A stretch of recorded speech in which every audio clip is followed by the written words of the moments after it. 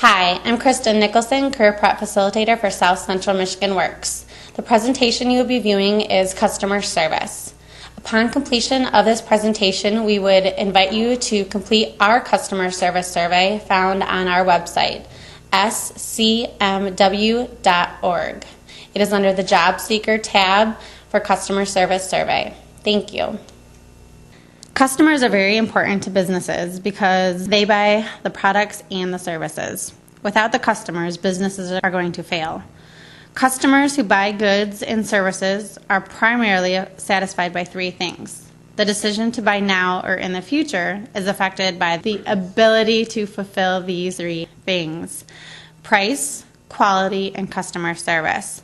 The service you provide to customers makes a major difference in their decision to buy from a company. There are primary reasons why businesses lose customers on this slide that's presented in front of you. As you can see, poor customer service is 68% of why people don't return to that business. This is something that you have control over on the service that you provide to your customers that walk through the doors. Many common activities make you a customer: grocery shopping, buying gas, placing a catalog order, buying clothes, eating at a restaurant, or calling a business. What is good customer service? So take a minute to think about what your experience is as a customer. There are some important tips to provide good customer service. The first one is when anyone enters your building, smile at the customers. Greet them, say hello in a friendly manner. Answer the phone in a cheerful manner. Tell the customer that you want to solve his or her problem. Listen politely to what the customer is asking without interrupting. Call the customer back who has left a message. Not express anger at a customer who has yelled at you. And ask a customer if he or she needs help. Again, take a minute and think of the things that have happened to you as a customer that made you happy with the business. There are also not good ways to provide customer service. Some of them are letting a customer wander around the store looking for something, talking with friends or on the phone while a customer waits, putting a customer on hold, letting them wait, talking to customers in a demeaning manner, or telling the customer about a bad experience you had at another business. Again, take a minute to think of the things that have happened to you as a customer that made you upset with a business. Treat your customers the way you want to be treated. Again, we are all customers on a daily basis. We have certain expectations on how we want to be treated as a customer. We have to have those same expectations when we are on the other side of that business, when we are the one providing the service to people. We want to treat them just the way that we would want to be treated if we walked in through those doors. Your treatment of a customer affects several actions. It makes a difference in how the customer treats you. It determines whether or not the customer will make a purchase, determines what the customer thinks about your organization and if they will return, and whether or not they will recommend your business to their friends. Customer service starts with your attitude. It is easy to get caught up in the busy work that makes up your job. The most important thing we can do is service our customers. When a customer asks for assistance, consider this. This is the person who actually pays your salary. Without customers, no one is needed for your job. Satisfied customers will tell others about your goods and or your services. Unhappy customers also tell others about you. Mistakes to avoid. Don't keep talking with another customer. You don't want to monopolize one customer's time. You want to make sure you're sharing up that time. Balancing the needs of several customers at once can be difficult, but it is important to do this or a customer may feel unwelcome. Politely excuse yourself from the first customer. Go to the new customer and let them know you will help them as soon as you are done with the other customer. Don't keep doing another task. Remember, giving customer service is your first and most important task. Put aside your task. Most people feel like they are less important than other work the employee is doing. Don't keep talking on the telephone. The customer that came to that business took the time to travel there. You should show appreciation to the customer by paying attention to them. Tell the person you are talking with that you need to call them back as soon as you're finished with the customer. This is particularly true if the call is personal. Listening to the customer. First, you want to make sure you're attentive. Assure the customer you are listening. Often the greeting is a verbal expression. Look the person in the eye and display body language, such as a nod that shows you're interested. Smiling, nodding, and similar body language show you are paying attention. Listen without interrupting. Ask questions. Make sure you're asking questions again when they are done with their sentence or their request.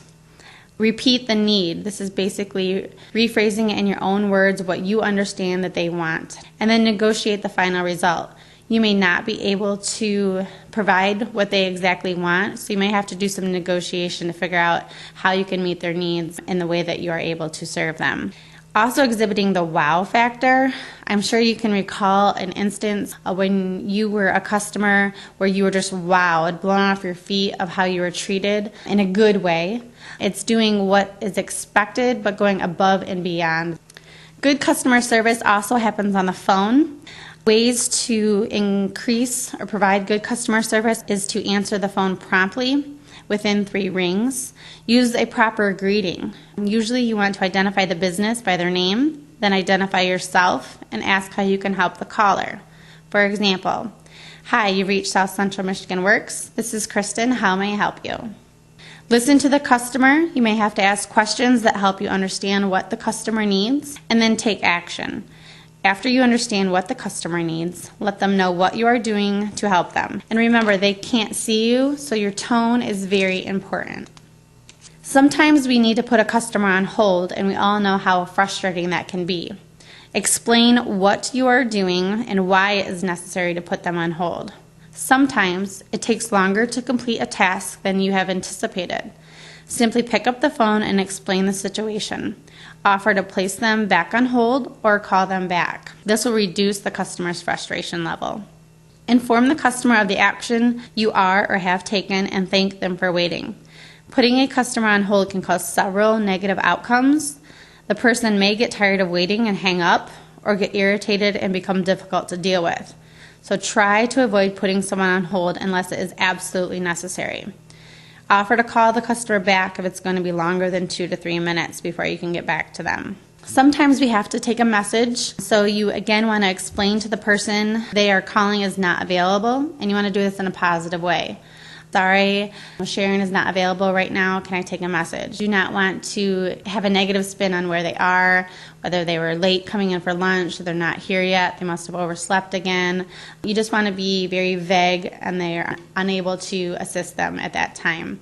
Tell the caller when you expect that person to return, such as today, tomorrow, or at the end of the week or next week. Ask the caller if they would like to leave a message. You want to make sure that you write it in a clear and readable handwriting. After the caller hangs up, make sure it is placed somewhere the employee will see it. And if you leave a message on someone's desk, call the employee to make sure they get it. You want to make sure you get the person's name, number.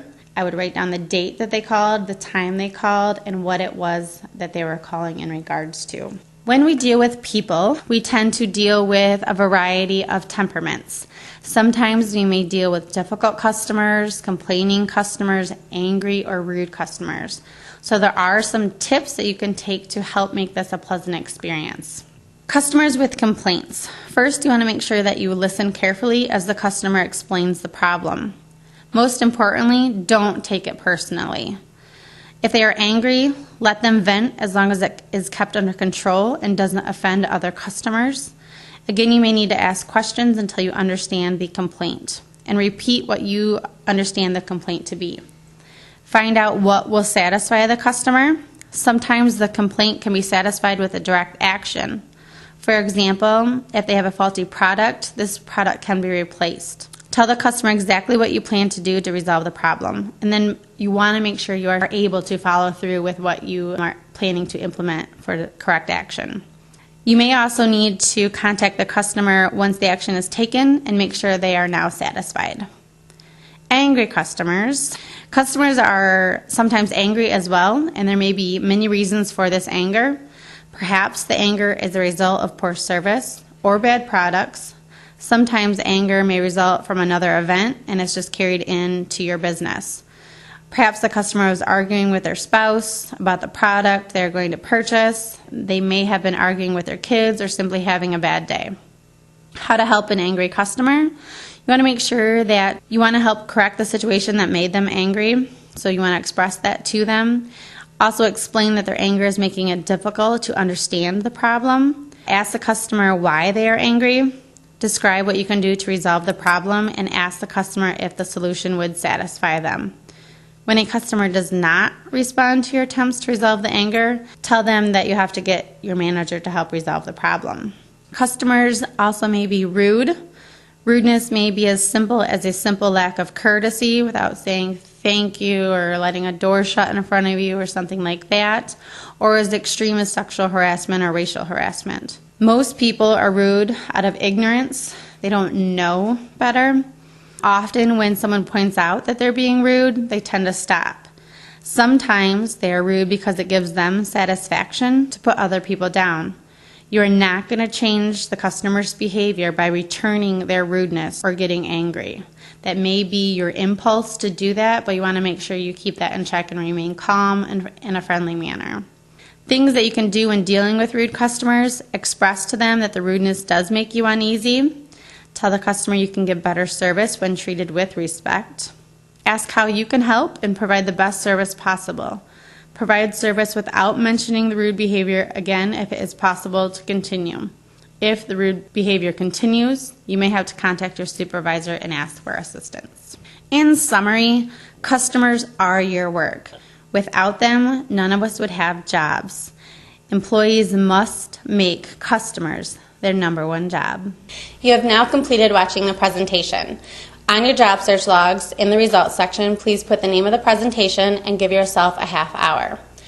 Once you completed presentations, you will need to go into the Service Center, ask to take the Employability Skills quiz. You will take the corresponding quiz that lines up with the presentation that you have just viewed. Once you have completed all 10 presentations and taken the corresponding quizzes, and also did the in-person information technology class, you will have earned your Employability Skills endorsement.